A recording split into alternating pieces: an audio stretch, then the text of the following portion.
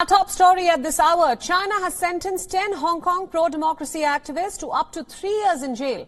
The activists who had been detained at sea while trying to flee to Taiwan from Hong Kong will now remain in prison for up to 7 months to 3 years.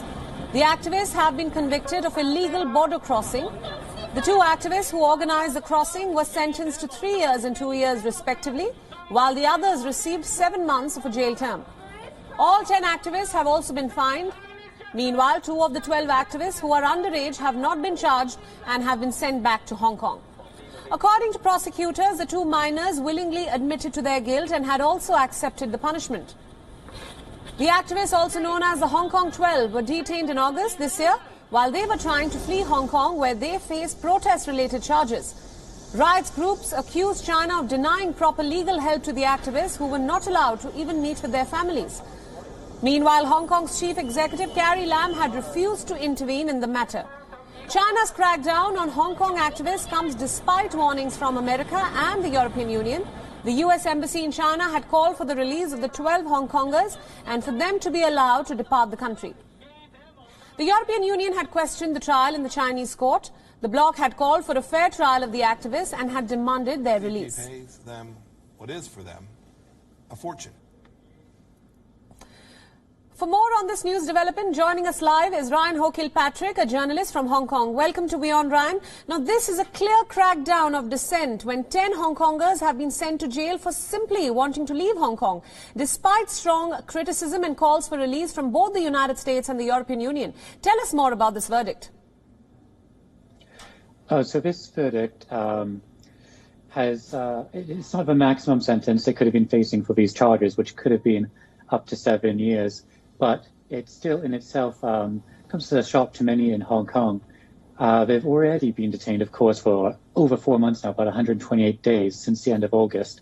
So what we're looking at here, even the 2 who were repatriated to Hong Kong, they were held, locked up for over 4 months, children without access to their parents or lawyers of their choosing. So even though I'm sure China will try to present this as an act of benevolence and mercy and clemency, it's quite shocking that they've been held for this long already and then tried in secret behind closed doors. Now, Ryan, what does this verdict mean for Hong Kong's autonomy and pro-democracy movement? Chief Executive Carrie Lam, of course, has refused to intervene in this matter. So will this deter any kind of dissent in Hong Kong going forward?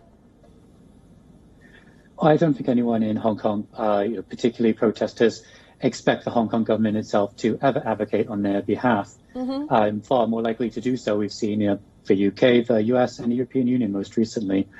But it's just another step in the ongoing crackdown on opposition forces in Hong Kong. And it could be a troubling sign of things to come. This week, the People's Daily, the Communist Party paper in China, called for Jimmy Lai to be tried in the mainland instead. So even though the sentences weren't as heavy as they could have been, it is still a troubling sign of what could be to come. What are the legal options available for these 10 Hong Kongers as of now? We know that they were not allowed to meet with their lawyers or their families. Can they appeal this verdict? Well, since they've already been held for about 4 months, we're expecting under this sentence, they should be released in about 3 months' time in March. And according to their families and lawyers, they also all pleaded guilty in their trial. And I think their only hope at this point is to see out their sentences and try to get back to Hong Kong as soon as possible, although they are all facing other protest-related charges, especially Andy Lee, who has been charged under the national security law and could face up to life imprisonment if convicted on that charge. So it's hardly home free for any of them, even at that point. Right, Ryan, my final question. The US and the European Union have made strong statements and have called for their release. Now, with this verdict coming to light, will we expect more global powers to take a strong stand against Beijing? I think we're seeing that already. More countries, daring to speak up.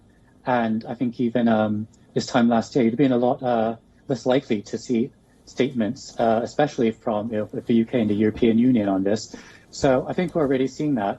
And I think some of that international pressure likely influenced their sentencing, which, as I said, is not as heavy as it could have been. Right.